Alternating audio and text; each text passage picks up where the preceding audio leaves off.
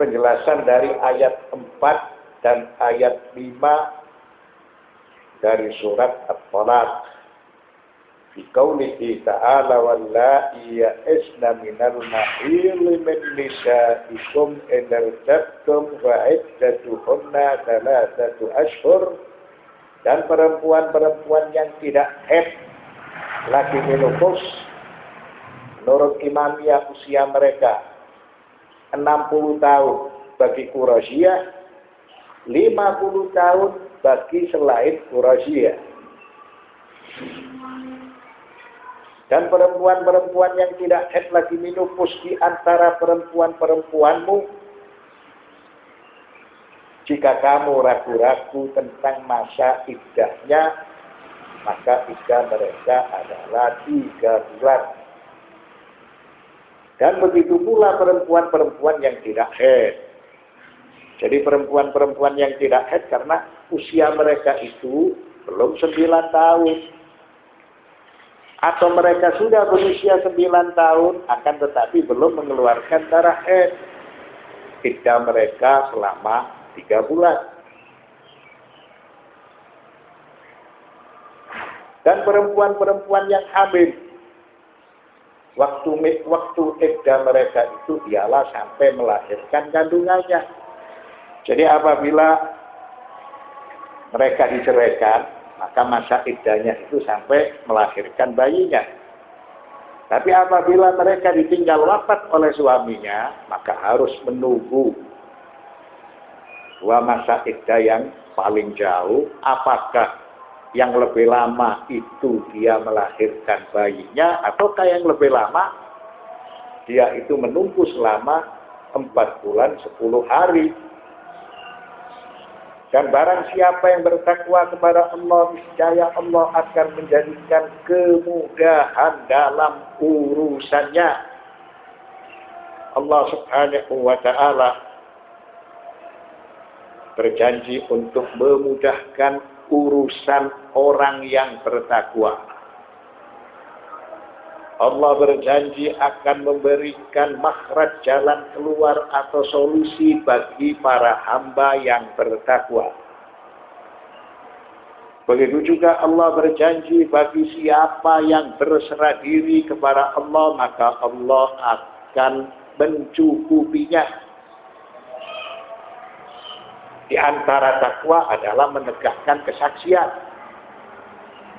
Di antara arti takwa taat hukum di dalam masalah perceraian dan iddah. Lalu, dzalika amrullah anzalahu ilaikum. Itulah perintah Allah yang diturunkannya kepadamu. Maka semua yang telah diturunkan oleh Allah Subhanahu wa ta'ala harus dilakukan, harus ditaati secara ikhlas, supaya kita diberi pahala dan kita diselamatkan kelak di hari kemudian. Wa marratan ukhra yuwasilu subhanahu al-hatta 'ala at-taqwa wa yaqulu wa man yattaqillaha yukaffir 'anhu sayyi'atihi wa yu'azzim lahu ajra. Dan bagi yang bertakwa kepada Allah, niscaya dia akan menghapus kesalahan-kesalahannya dan akan melipat gandakan pahala baginya. Maksudnya pengulangan-pengulangan ini semua, takwa dan berserah diri kepada Allah Subhanahu wa ta'ala, itu memiliki keutamaan yang tidak terhingga, hanya Allah yang mengetahui. Sebagian manfaat itu disebutkan, yaitu al-makhraj minal dhiq dunyan wa akhiratan, agar supaya dia hidup bahagia baik di dunia ataupun di akhirat. Lalu dia dijanjikan mendapatkan rezeki yang tidak diduga-duga. dia diberi pertolongan dan kecukupan, dia dimudahkan seluruh urusannya, dan dia diampuni kesalahannya,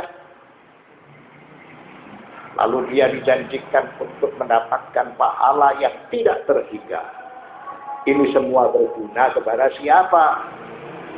Ini semua berguna bagi yang mau mendengar, bagi yang mau menerima petunjuk sesuai keterangan surat Az-Zukhruf ayat 40. Afa anta tusmi'us summa au tahdil umya wa man kana fi dhalalin mubin. Maka apakah kamu dapat menjadikan orang-orang yang peka bisa mendengar? Tentunya itu sama dengan tidak memiliki telinga. Ketika nasihat-nasihat itu disampaikan, ketika hukum-hukum itu diberlakukan yang berupa perintah-perintah serta larangan-larangan Allah, atau dapatkah kamu memberi petunjuk kepada orang yang buta? Itu sama halnya. Mereka ini tidak memiliki mata. Dan kepada orang yang tetap dalam keadaan kesesatan yang nyata, bagi orang yang sudah jelas-jelas memilih, menentukan pilihan jalan yang sesat dari jalan yang benar, maka nasihat-nasihat ini tidak berlaku kepada mereka. Wassallallahu ala sayyidina Muhammadin wa alihi at-tayyibin at-tahirin walhamdulillah.